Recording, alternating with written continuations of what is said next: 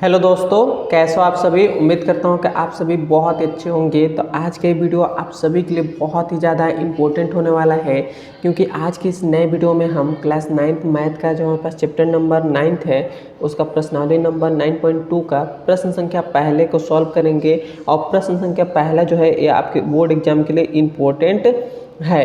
और ये जो सवाल है ये आपको कहीं पर भी पढ़ेंगे तो आपको बहुत ही इस सवाल का सॉल्यूशन बहुत ही बड़ा बताया जाएगा, लेकिन मैं आपको कम से कम 10 लाइन में मैं इसका आंसर खूब अच्छे तरीके से आपको ला कर दिखाऊंगा और भी सरल तरीके से मैं आपको सॉल्व कर इस पहले नंबर सवाल को दिखाऊंगा।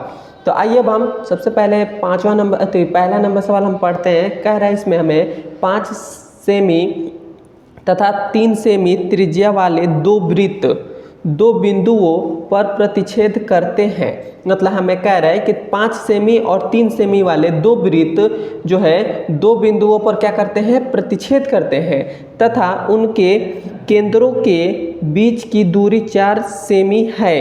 तो उभयनिष्ठ जीवा की लंबाई ज्ञात कीजिए। सबसे पहले हमें कह रहा है कि इसकी एक तो कह रहा है कि 5 सेमी तथा 3 सेमी वाले त्रिज्या वाले दो वृत्त। तो मान लेते हैं कि ये जो बड़ा वाला वृत्त है, बड़ा वाला जो वृत्त है ये 5 सेमी वाला त्रिज्या है, और ये जो छोटा वाला हमने वृत्त बनाया है ये 3 सेमी त्रिज्या वाला वृत्त है। और हमें कह रहा है कि दो बिंदुओं पर प्रतिच्छेद करते हैं। मतलब ये दो बिंदुओं पर, मतलब जैसे यहाँ पर हमारे पास एक बिंदु ये है, एक बिंदु ये है, तो ये क्या कर रहे हैं, दो बिंदुओं पर हमें प्रतिच्छेद कर रहे हैं। तो मान लेते हैं कि इस बिंदु का नाम हम दे दे रहे हैं ए और इस बिंदु का नाम दे दे रहे हैं हम बी। क्लियर है। उसके बाद कह रहा है तथा उनके केंद्रों के बीच की दूरी 4 सेमी है। मतलब इन दोनों को मान लेते हैं कि इस वृत्त का जो बड़ा वाला वृत्त है इसका केंद्र मान लेते हैं कि हमारे पास यहाँ पर है, और इस जो छोटा वाला वृत्त है इसका केंद्र हम यहाँ पर मानेंगे, लेकिन यहाँ पर हम मानेंगे नहीं, हम यहाँ पर मान लेते हैं कि जो हमारे पास छोटा वाला वृत्त है, छोटा वाला वृत्त इसका केंद्र हमारे पास यहाँ पर है, और इनकी बीच की जो दूरी है वो कितनी है हमारे पास, तो 4 सेमी है। 4 सेमी है।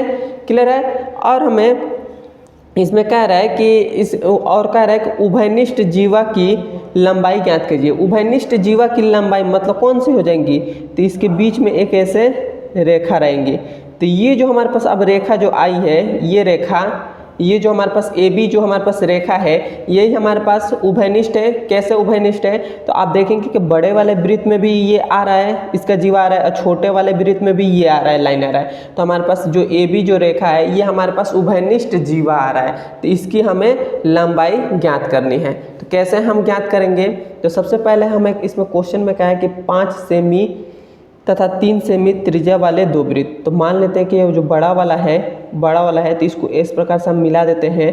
तो जैसे केंद्र से हम यहाँ तक मिलाएंगे तो ये तो इसकी त्रिज्या हो गई, तो बड़े वाले वृत्त की त्रिज्या कितनी दे दिया है, 5 सेमी दे दिया है। और जो छोटे वाला वृत्त है उसकी, मतलब छोटे वाला वृत्त है तो मान लेते हैं कि इस छोटे वाले वृत्त का केंद्र यहाँ पर है, तो इस केंद्र से यहाँ तक मिलाएंगे तो ये कितना है, तो 3 सेमी है, तो 3 सेमी हो गया।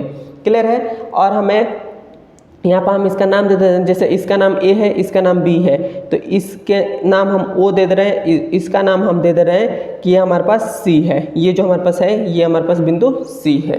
तो अब यहाँ पर आप ध्यान से देखेंगे तो हमारे पास इसमें हमको क्या करना है, हमें इसमें सिद्ध करना है कि इसको जो जीवा जो हमारे पास है, जीवा की बस लंबाई जो हमारे पास, ये जो उभयनिष्ठ जीवा है इसकी हमें लंबाई ज्ञात करनी है। तो हम कैसे लिखेंगे, तो यहाँ पर हम लिखेंगे कि हमें ज्ञात करना है, ज्ञात करना है। मतलब सवाल बनाने से पहले हमको ये पता हो जाए कि हमको क्या ज्ञात करना है, तो हम सवाल को बहुत आसानी तरीके से सॉल्व करते हैं। तो यहाँ पे लिखेंगे ज्ञात करना है, वो भी क्या, तो उभयनिष्ठ जीवा की लंबाई, उभयनिष्ठ जीवा की लंबाई हमें ज्ञात करना है।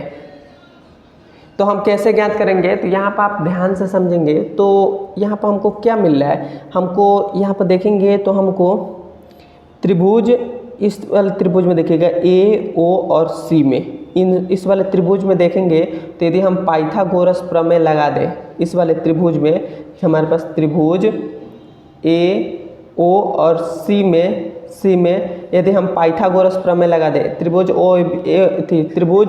ओ ए सी में यदि हम पाइथागोरस प्रमेय लगा दें, यहाँ पर लिख दे रहे हैं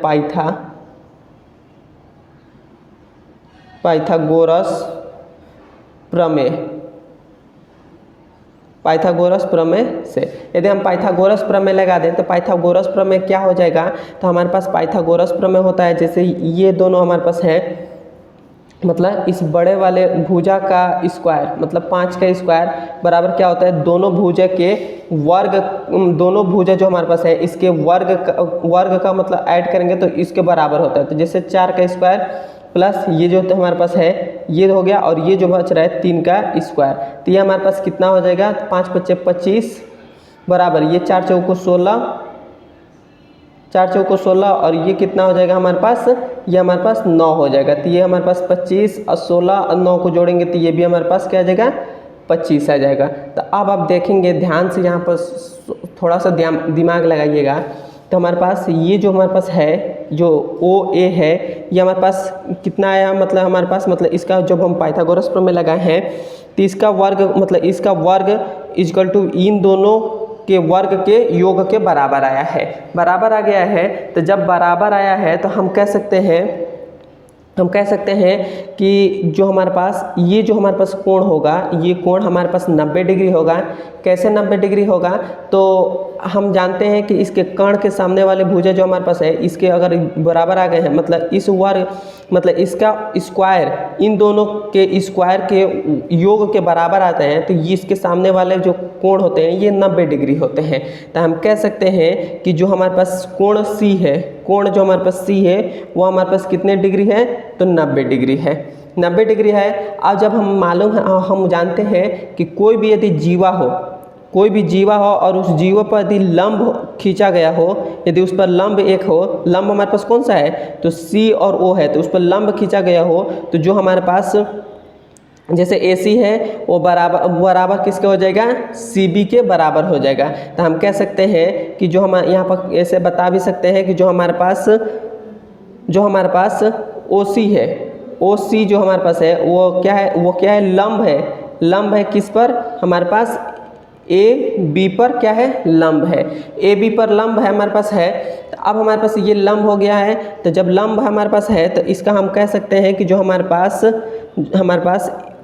AC है जो है AC जो है वो बराबर किसके हो जाएगा, BC के बराबर या CB के बराबर हो जाएगा। क्योंकि कभी भी किसी भी जीवा पर यदि लंब होता है तो वो मतलब 2 बराबर हिस्सों में बट जाता है, तो हमारे पास ये 2 बराबर हिस्सों में बट गया। अब बट गया है तो अब हम जानते हैं कि जो हमारे पास AC है, A और C, AC हमारे पास कितना डिग्री है, कितना हमारे पास है, तो 3 सेमी है। तो यहाँ पर हम कह सकते हैं कि ये 3 सेमी है, तो हमारे पास 3 सेमी है, तो BC भी हमारे पास कितना हो जाएगा, BC भी हमारे पास 3 सेमी हो जाएगा। यहाँ पर AC लिख देते हैं, AC जो हमारे पास है वो 3 सेमी है, तो BC भी हमारे पास क्या हो जाएगा, 3 सेमी हो जाएगा। और हम जानते हैं कि जो हमारे पास जीवा है, जो हमारे पास जीवा हमारे पास क्या है, AB है। तो जो हमारे पास जीवा AB जो है वो क्या होता है, वो हमारे पास होता है ये जो हमारे पास ये जो AC जो है AC प्लस में हमारे पास क्या हो जाएगा, CB का योग के बराबर होता है। तो यहाँ पर लिख देंगे कि AC प्लस में CB का योग के बराबर होता है। तो हमारे पास ये हो जाएगा AB, और हमारे पास AC कितना है, AC हमारे पास 3 है, प्लस CB का ये या BC का ये, दोनों का मतलब एक ही है, तो BC भी हमारे पास कितना है, 3 है, तो 3 हो गए। तो AB बराबर हमारे पास कितना आ जाएगा, AB बराबर भी हमारे पास 6 आ जाएगा। 3 को जोड़ेंगे तो 6 आ गया। तो हमारे पास जीवा हमारे पास कितना आ गया है, तो जीवा हमारे पास 6 सेमी आ गया है, और यही हमारा आंसर हो जाएगा। मैं आशा करता हूँ कि आपको पहला नंबर सवाल समझ में आया होगा। समझ में आया तो एक बार मुझे कमेंट में ज़रूर बताएं। अब हम मिलते हैं इसके अगले नंबर वीडियो में, और वीडियो आपको पसंद आया है तो एक बार मुझे कमेंट में ज़रूर बताएं। अब हम मिलते हैं इसके अगले नंबर वीडियो में। धन्यवाद।